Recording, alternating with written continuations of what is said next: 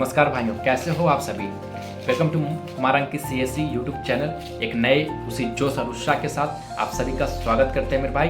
और आज का ये वीडियो बहुत ही खास होने वाला है क्योंकि कुछ पर्ची है मेरे पास। ये वर्ड्स, इसमें कुछ वर्ड्स लिखे हैं जो कि अगर इसे कोई भी स्टूडेंट फॉलो कर लेता है, कोई भी छात्र इसे फॉलो कर लेता है तो वहाँ तक पहुँच जाएगा जहाँ तक उसको जाना है। तो चलिए जानते हैं कौन कौन से वर्ड है। उससे पहले अगर आप चैनल पर नए हो तो चैनल को सब्सक्राइब कर लेना और नोटिफिकेशन ऑन कर लेना ताकि हर एक वीडियो का नोटिफिकेशन आपके पास सबसे पहले पहुंचे।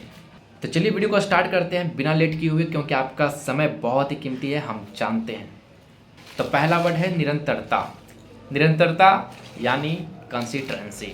आपको प्रत्येक दिन कंसिस्टेंसी बना के चलनी होगी कि हाँ हमको ये काम करना है डेली अगर आपको पढ़ना है तो हाँ डेली पढ़ना है, डेली ये काम करना है तो हाँ करना है। निरंतरता बहुत ज़रूरी होता है हर एक एस्पेक्ट के लिए। बहुत सक्सेस पाने के लिए निरंतरता बहुत ज़रूरी है मेरे भाई, इस बात को मान कर चलो। सेकेंड वर्ड है डिसिप्लिन। डिसिप्लिन आपके अंदर क्रिएट होता है, आप क्रिएट करते हो। क्यों? अगर आपने टाइम टेबल बना लिया है 6 घंटे पढ़ने का, 10 घंटे पढ़ने का, 8 घंटे पढ़ने का, तो पढ़ना है, हर हालत में पढ़ना है। ऐसा नहीं कि आज पेट दर्द दे रहा है, आज बुखार लग गया, आज मन नहीं कर रहा है, आज GF से बात करना है, तो ऐसा नहीं है। तो सबको साइड में करना है और हमारा जो पहला काम है वो है पढ़ाई करना। तो हम जिसके लिए मेहनत कर रहे हैं मेरे भाई, उसके लिए डिसिप्लिन क्रिएट करना अपने अंदर, क्योंकि सक्सेस मिल जाने के बाद आपके अंदर डिसिप्लिन नहीं है ना, तो फिर वो सक्सेस का कोई महत्व नहीं है। और अगर आप अनसक्सेस हो, एक अच्छे इंसान हो और आपके अंदर डिसिप्लिन है तो आपको गांव, घर और समाज में एक अलग नज़रिए से देखा जाता है, एक अलग व्यक्ति के रूप में देखा जाता है। इसलिए डिसिप्लिन आता नहीं है कहीं से, डिसिप्लिन को क्रिएट किया जाता है। तो इसलिए डिसिप्लिन को क्रिएट करो। आप एस्पिरेंट हो, आप समझते हो इस बात को। तो तीसरा वर्ड है हार्ड वर्क। हद से ज़्यादा मेहनत मेरे भाई, हाँ हद से ज़्यादा मेहनत। अगर आपने रूटीन बनाया है, आपने टाइम टेबल क्रिएट किया है 8 घंटे पढ़ने का, तो आप 10 घंटे पढ़ो, आप 12 घंटे पढ़ो। ऐसा नहीं कि आप 8 घंटे बोल दिए और 5 ही घंटे पढ़ रहे हो, तो वो नहीं होना चाहिए। हार्ड वर्क ऐसा अपने आप को इतना रगड़ना है ना, इतना मेहनत करना है कि बॉडी इतना दर्द हो कि जब सो ना तो फिर सुकून का नींद आए, आपको पता ही नहीं चले कि कब हम सो गए, कब पढ़ते पढ़ते सो जाओ। तो नेक्स्ट वर्ड है हमारा पैशंस यानी धैर्य। धैर्य बहुत ज़रूरी है मेरे भाई। अगर कोई भी काम करना है ना, कोई भी चीज़ को बनाना है तो उसमें समय लगता है। अगर हमको झोपड़ी बनाना है तो कुछ ही घंटों में बन जाएगा, लेकिन हमको मकान बनाना है, घर बनाना है तो उसमें समय लगता है। उसी तरह आप भी अपने आप को क्रिएट कर रहे हो, आप बना रहे हो अपने आप को, तो उसमें भी समय लगता है। इसलिए ऐसा नहीं है कि आप कंपटीशन की तैयारी कर रहे हो और 2 महीने 4 महीने पढ़ाई की और नहीं हो रहा है तो आप निराश हो रहे हो। ऐसा नहीं होना चाहिए। आप अपने आप को क्या कर रहे हो, क्रिएट कर रहे हो। तो इस बात को ध्यान में रखना। इसलिए समय लगेगा, 6 महीने, साल भर, 2 साल भी लग सकता है। और जब सक्सेस मिलेगा तब आपको एक अलग सुकून, एक अलग अंदाज में आओगे। तो हमारा नेक्स्ट वर्ड है फोकस।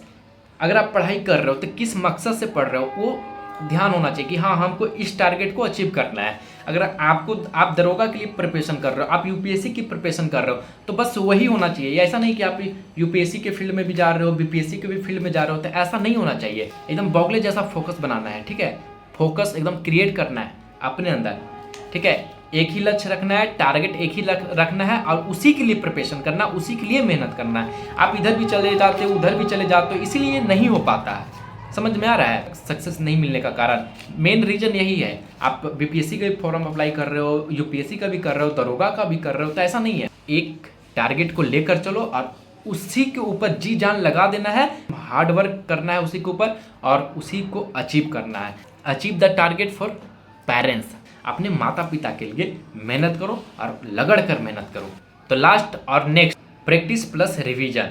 रिवीजन और प्रैक्टिस आप नहीं कर रहे हो तो कैसे सक्सेस मिलेगी मेरे भाई? जैसा कि आप सभी कंपटीशन की तैयारी कर रहे हो और मुझे पता है कि सब घर से दूर हो और खुद से खाना बनाना पड़ता होगा। तो खाना जब हम बनाते हैं, रोटी जब हम बनाते हैं, तो जब शुरू बनाते थे तो रोटी गोल नहीं बनती थी, और लेकिन आज के डेट में रोटी गोल बनने लगी है।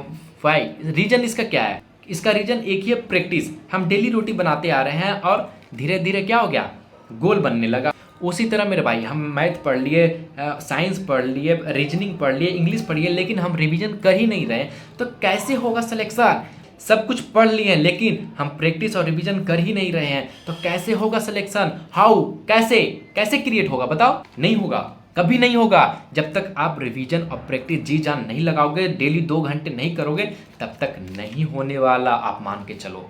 और यही कारण है कि आपका स्पीड नहीं है मैथ में, आपका स्पीड नहीं है इंग्लिश में। क्यों? क्योंकि आपने प्रैक्टिस ही नहीं किया, और इसी के कारण एग्जाम में आप बनाते तो सब हो लेकिन क्वेश्चन छूट जाता है। क्वेश्चन छूटने का मेन कारण यही है कि प्रैक्टिस और रिवीजन नहीं करते हो।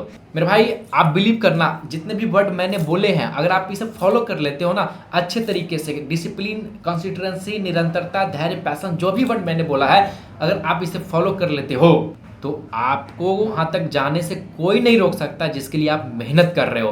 बिलीव मी मेरे भाई, हर एक सक्सेसफुल आदमी के पीछे का रीजन यही है, डिसिप्लिन, कंसिस्टेंसी, पैशंस मुख्य रूप से। इसलिए आप मेहनत करो और याद रखना कि कोई भी मेहनत खाली नहीं जाता। आज की मेहनत आपको कल एक अलग पहचान दिलाएगी, समाज में, परिवार में दिलाएगी मेरे भाई। आप याद रखना, बस मेहनत कंटिन्यू रखो। राम राम भाइयों, मिलेंगे नेक्स्ट वीडियो में, तब तक के लिए जय हिंद।